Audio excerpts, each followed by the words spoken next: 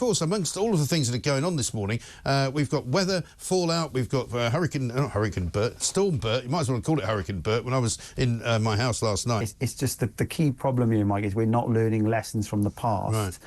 And ultimately, you know, I've been looking at some of the factors that could be behind this. Obviously, we have had a lot of rain. I live here, Mike. We've had loads of rain, but over the last 20 years, we've been cutting a lot of trees up on the mountains, Mike. Some of that because we've had disease in the trees, but also we're cutting trees for wind farms. And what happens when we cut trees down, Mike? That means the sponges up there in the top of the mountains, they're not there, and a lot more rain just comes down the valley a lot quicker. So ultimately, and it's the speed of the water, isn't it? It's the speed of the water that causes this kind of flooding, and that's exactly why you need trees in the first place. They're like a barrier, aren't they? Yeah, totally. And they also kind of keep the soil together as well. So that stops the erosion. And then when you have erosion, that gets into the waterway. So ultimately, Mike, you know, there's going to be a number of factors, which is why you need an inquiry. But the key thing for me is all the politicians, nobody will talk about, you know, cutting down trees, for example, because of disease, because of wind farms that could be a factor in all of this.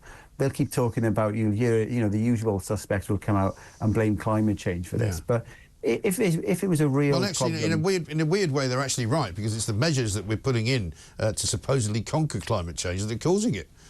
Well, yeah, there'll be a factor there, Mike. And the thing for me is, are we going to prevent this by learning from this? And it's not just in Wales, it's across other parts of the UK, Mike, to prevent this in the future. So what we need, Mike, is we need to dredge the rivers. We need to build more reservoirs. You know, ironically, you know, reservoirs are a good source to generate electricity. So rather than build wind farms up on the mountains, let's get more reservoirs. There's all this rain, let's capture it.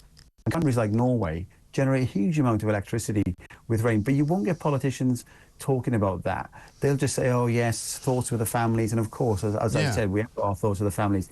But unless you act, you're not going to stop this. You know, banning boilers like Ed Miliband's talking about is not going to stop flooding in the next 5 to 10 years. No, of course not. They need to act now, governments across the UK. You know, why don't we have a UK aid budget? We've got a foreign aid budget, Mike.